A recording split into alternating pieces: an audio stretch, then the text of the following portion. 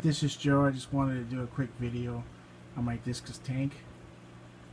I just bought a 60-gallon tank recently that I just can't wait to set up so I can get it going and upgrade these guys into a bigger tank. I would recommend, after having these guys, at least a 55-gallon tank, so then that way you can have at least a minimum of 5 or 6 Discus. They are considered a schooling fish, and I think they do well with 5 or 6. Plus, they look great in a tank with 5 or 6. So, minimum, I would have a 55, 60-gallon tank.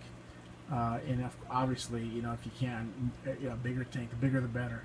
But for me, space is limited, so the 60 gallons is going to do for me. I've been in this hobby for about a year, and I realized a couple things. I've read a lot of things about fish online. There's a lot of information, obviously, on there, and there's a lot of debate.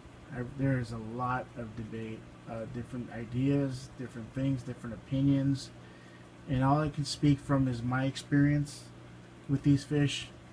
I've been in this hobby for about a year, and I noticed early on a lot of my rummy noses were dying, my rams were dying, and I couldn't figure out why. I thought I had established the cycle tank going on.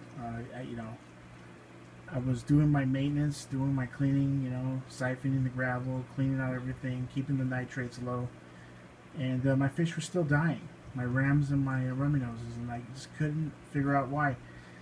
And then after about 5 or 6 months, I realized that my fish stopped dying on me. And the only thing that I could put together was that my tank was finally well established and I had aged water. And that's pretty much I haven't lost a rummy nose tetra in about 5-6 months. Not one. And it has to be because of my aged water. Having a well established aquarium, having beneficial bacteria that's well established and thriving in your tank really means, whether you're going to have a successful time keeping these fish, especially these fish that are not hardy, they're a little more sensitive, or not having a successful time.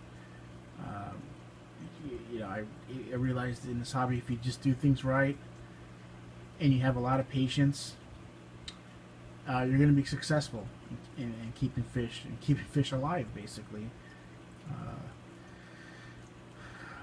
I just put in some Blackwater extract to kind of keep my pH stabilized.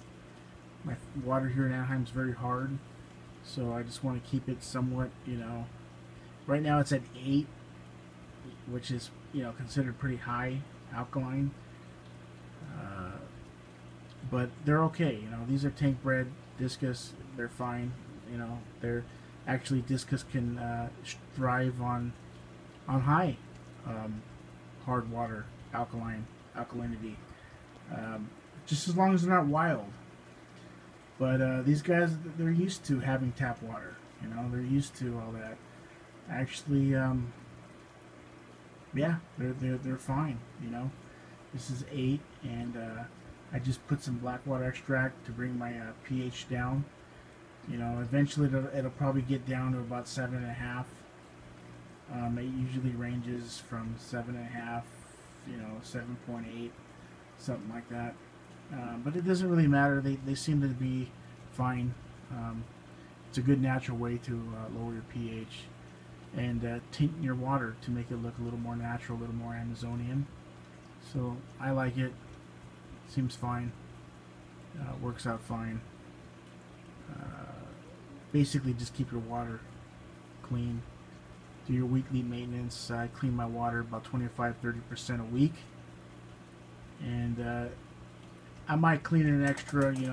I might throw in an extra water change every other week, just to really keep it clean. And I try not to feed them too much. I feed them like maybe twice a week, or twice a day. Different things. I'll feed them the Hans Discus fish that you can buy on Amazon, which is really good. I really like it a lot. There's spirulina, excuse me.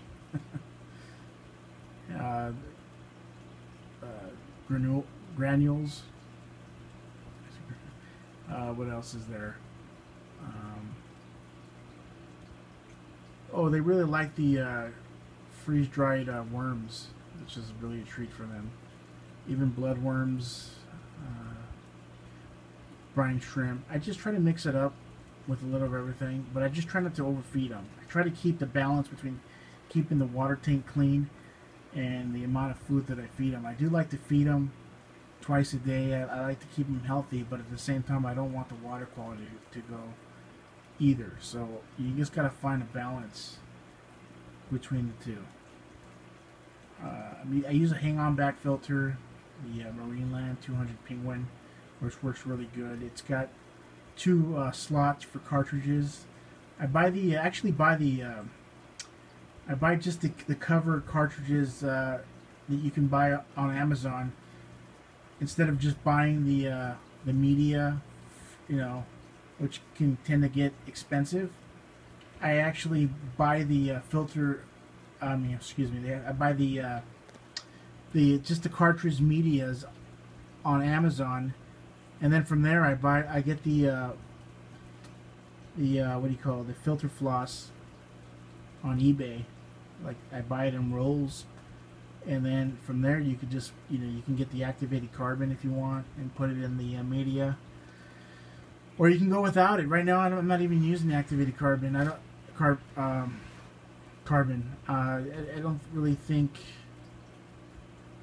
if you clean your water, and your water quality is not a problem, and you're always on top of it, then you really it doesn't seem like you really need activated carbon.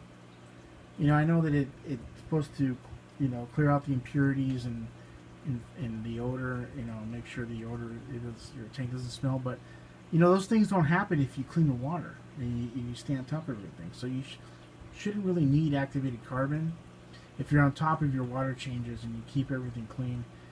It's just one less expense that you have to deal with. What else? Yeah, I figure that's more cost efficient to buy those cartridges empty, just separate, and then just buy the filter floss with the rolls online, and then you can put whatever you want in them, which is really nice. I got a Eheim German heater, which I think is awesome heaters. I really wouldn't buy any other heater to trust my fishing with. They're just great heaters. They stay stable. And you can just tell that the craftsmanship, they're just really made really heavy duty. So I would really recommend the Eheim. You can also calibrate it too, to make calibrate it to the temperature, so it shows the exact temperature for what's in the water to what's on the heater itself.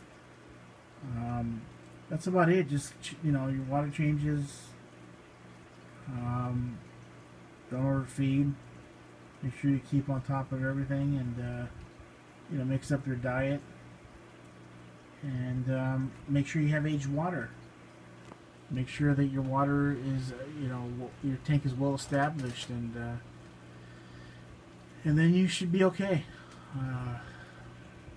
So anyways, feel free to post any comments or any questions, and I can definitely share my experiences that I've had with these fish, or with any other fish that I've had. I also have some African cichlids that I'm keeping. But yeah, feel free to comment, and thanks for checking out my tank.